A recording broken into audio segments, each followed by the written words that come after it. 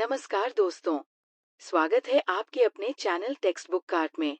आज हम जानेंगे कि मौर्य साम्राज्य का अंत कैसे हुआ। चंद्रगुप्त मौर्य ने जिस महान साम्राज्य की स्थापना की थी, वो धीरे धीरे कमजोर होकर खत्म क्यों हो गया। आइए इसे सरल भाषा में समझते हैं। दोस्तों, प्राचीन काल में भारतीय उपमहाद्वीप कई शक्तिशाली साम्राज्यों की भूमि हुआ करता था। विशेष रूप से उत्तरी भारत में नंद वंश का प्रभाव था, जबकि उसी समय सिकंदर महान भी अपने साम्राज्य का विस्तार कर रहा था। हालांकि चाणक्य की रणनीति ने अंततः सिकंदर के प्रभाव को समाप्त कर दिया। वैसे चाणक्य का नाम तो लगभग सभी ने सुना होगा, लेकिन फिर भी आइए उनके बारे में थोड़ा और जान लेते हैं। जब चाणक्य पाटलिपुत्र पहुंचे, तो कुछ समय बाद उनकी नंद वंश के राजा धनानंद से अनबन हो गई।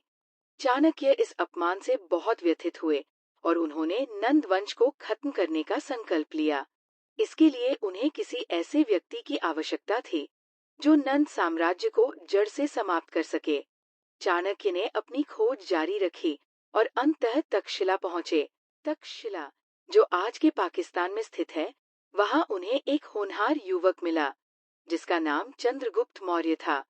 चंद्रगुप्त अपने कुछ साथियों के साथ युद्ध खेल खेल रहा था, जिसमें रणनीतियां अपनाई जा रही थी। चाणक्य ये देखकर प्रभावित हुए और उन्होंने समझ लिया कि यह लड़का असल जीवन में भी एक महान योद्धा बन सकता है। यहीं से चंद्रगुप्त मौर्य के सम्राट बनने की यात्रा शुरू हुई। चाणक्य ने सबसे पहले उन्हें उन क्षेत्रों पर अधिकार करने के लिए तैयार किया जिन पर सिकंदर की मृत्यु के बाद कोई शक्तिशाली राजा नहीं था।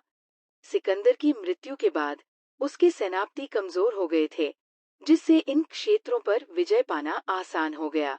इसके बाद चाणक्य और चंद्रगुप्त मौर्य ने नंद वंश को पराजित कर दिया और मौर्य साम्राज्य की स्थापना की। चंद्रगुप्त ने अपने शासनकाल की शुरुआत में सिकंदर के छोड़े हुए प्रदेशों को अपने साम्राज्य में जोड़ने पर ध्यान दिया। हालांकि चंद्रगुप्त मौर्य का उद्देश्य केवल युद्ध जीतना ही नहीं था, बल्कि उन्होंने कूटनीतिक संबंधों को भी महत्व दिया। उन्होंने एक सशक्त केंद्रीय शासन प्रणाली की नींव रखी। बाद में कुछ कारणों से उन्होंने अपना राज्य अपने पुत्र बिंदुसार को सौंप दिया। बिंदुसार ने मौर्य साम्राज्य के विस्तार की नीति अपनाई और दक्षिण भारत की ओर बढ़ना शुरू किया। उनके शासनकाल में लगभग संपूर्ण भारत मौर्य साम्राज्य का हिस्सा बन गया। हालांकि तक्षशिला में कई विद्रोह हुए, जिससे उनका शासन काफी चुनौतीपूर्ण हो गया। उनकी मृत्यु लगभग 270 ईसा पूर्व के आसपास हुई। बिंदुसार की मृत्यु के बाद सत्ता को लेकर उनके पुत्रों में संघर्ष हुआ, लेकिन अंततः अशोक राजा बने। सम्राट अशोक का शासन मौर्य साम्राज्य के इतिहास का सबसे प्रभावशाली दौर माना जाता है।